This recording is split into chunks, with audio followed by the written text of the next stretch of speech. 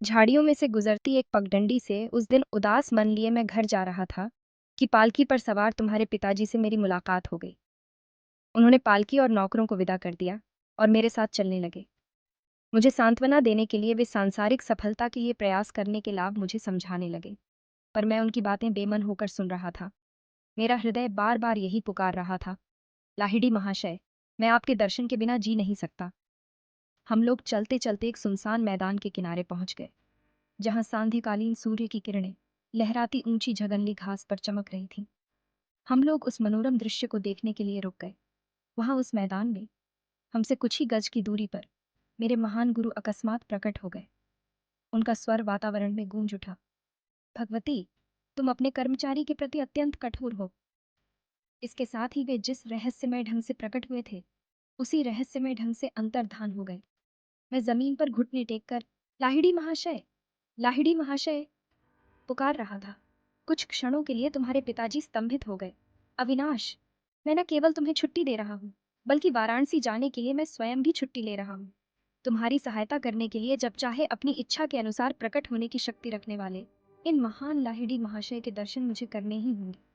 मैं अपनी पत्नी को भी साथ लूंगा और इन महान गुरु से प्रार्थना करूंगा कि वे हमें अपने आध्यात्मिक पथ में दीक्षित करें। क्या तुम हम दोनों को उनके पास ले चलोगे? अवश्य।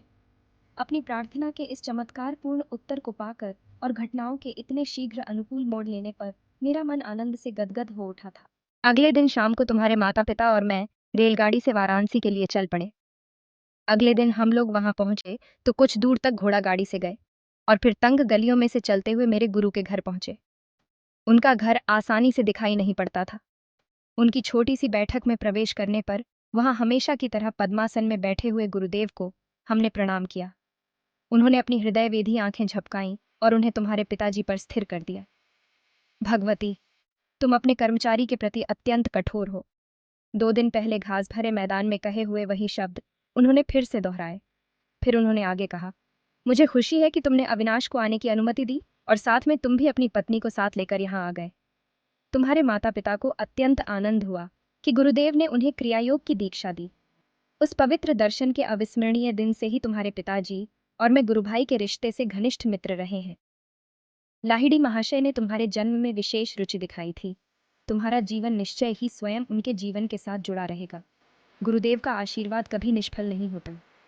मेरे जन्म के थोड़े ही दिन बाद लाहिड़ी महाशय ने इस जगत से प्रस्थान कर लिया। पिताजी का जहाँ जहाँ भी स्थानांतरण होता था, वहाँ वहाँ लाहिड़ी महाशय की एक सुंदर अलंकृत फ्रेम में सजी हुई फोटो हमारे पूजा घर में देवताओं के चित्रों और मूर्तियों के साथ विराजमान रहती थी। लगभग रोज ही सुबह और शाम को माँ और मैं उस पूजा वेदी के सामने ध्यान लगाकर बैठते थे और चंदन से पुष्प अर्पण करते थे। धूप और गुग्गुल के साथ साथ अपनी संयुक्त भक्ति द्वारा हम उस ईश्वरत्व की पूजा करते थे जो लाहिड़ी महाशय में पूर्णतः अभिव्यक्त हुआ। उनकी उस फोटो का मेरे जीवन पर जबरदस्त प्रभाव पड़ा। जैसे जैसे मैं बड़ा होता गया, वैसे वैसे मेरे मन में इस महान गुरु का विचार अधिक दृढ़ होता गया। ध्यान में प्राय मैं देखता कि उनकी छवि उस छोटे से फ्रेम से बाहर आ गई है और जीवित रूप धारण कर मेरे सामने बैठ गई है।